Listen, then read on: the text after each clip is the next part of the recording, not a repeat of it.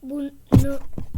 Astăzi vă voi arăta un nou episod din episoadele cu Dragonița. Încă nu i-am găsit un nume, așa că scrieți-mi în comentarii. Nu știu dacă vă place, dar dacă vă place, mă bucur că am făcut videoclipul. Pentru că încă n-am primit like-uri sau comentarii, dar sper să primesc în episodul de astăzi. Bună! Bună! Eu sunt prietena voastră!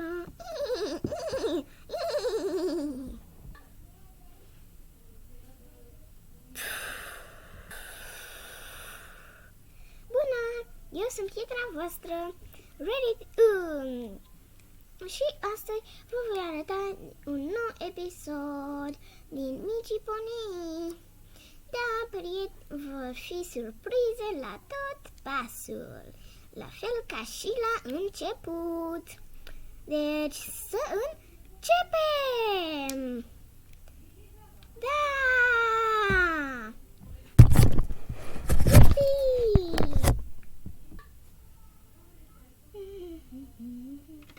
Bun, m-am plimbat, acum o să fac un dușuleț. Trebuie să intru pe aici ca să fie tare. A căzut și steagul. După ce îmi fac dur, mă duc să-i pun la loc.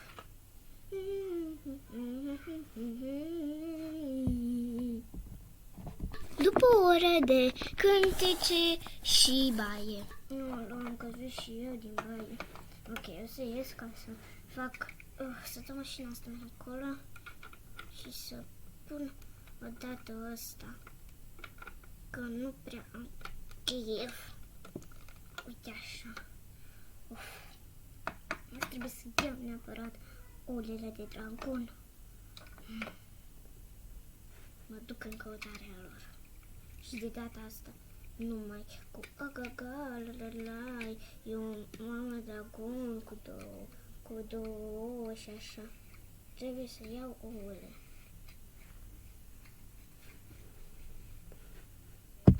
Ok, găsit-o.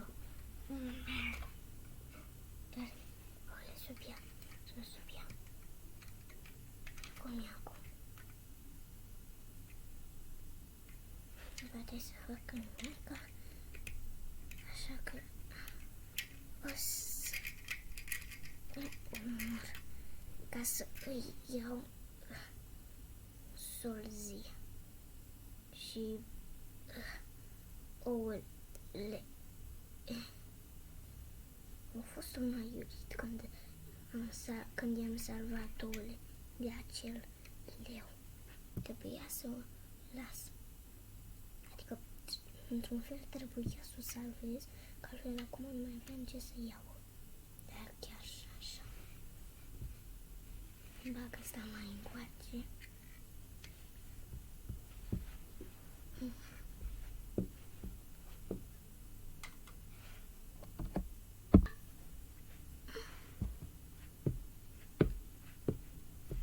Hai să vedem ce poți să faci când ești moartă.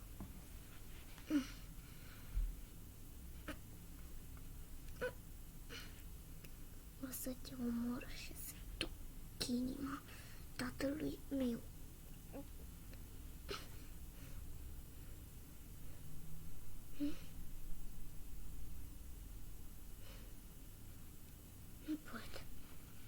Nu pot să o fac. Nu pot să rănesc un dragon nevinovat. Au!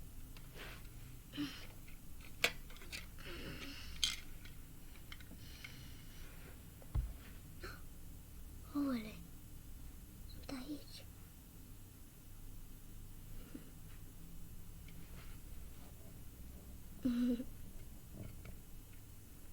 Asta e de sub aripa ei.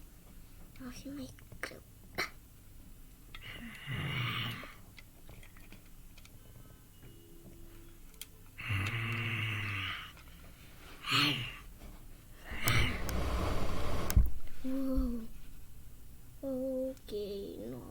regere așa de înțeleaptă să nu-i omoare.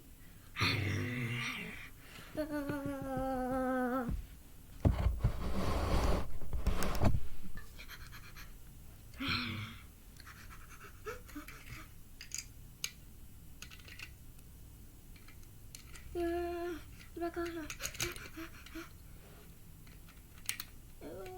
Sper să nu se mai întâmple ce s-a întâmplat și ultima dată. Așa, și a plecat.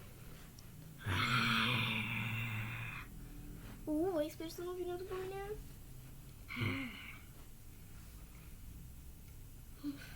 Măcar tu ai fost salvat. Ia stai, unde mi-e celălaltă?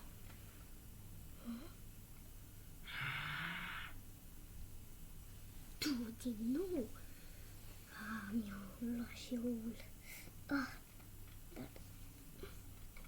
că mă tare leva.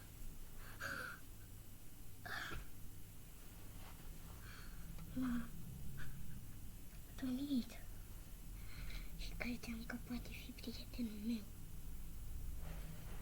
După această faptă, nimeni nu mai vrea să fie prieten cu mine. Credeam de tine.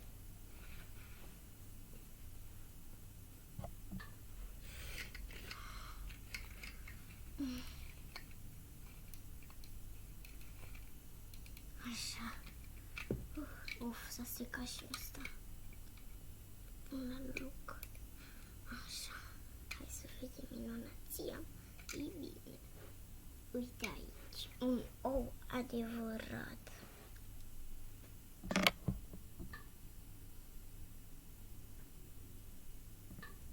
Așa. Hai să vedem. Ok. Așa ca ceilalți nu vadă. Și mâine îi dăm foc.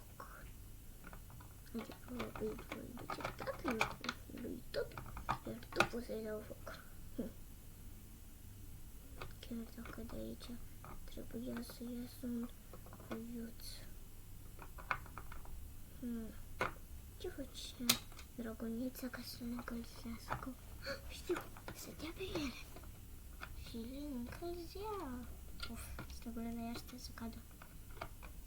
Uite aici. Aici. Ca să se încălzească. Perfect. Aici. Capul meu. Aici tot cade. Nu știu. Îl pun aici bine. Și mă duc la somnic. Dragilor, aceasta a fost și a doua parte. A treia parte va fi data viitoare. Dacă văd cu adevărat că veți da like-uri la acestea două videoclipuri, o să facem și al treilea videoclipuri și al treilea videoclip și o să vedem ce se întâmplă în continuare. Dar până atunci vă zic au revoir, adică pa, pa.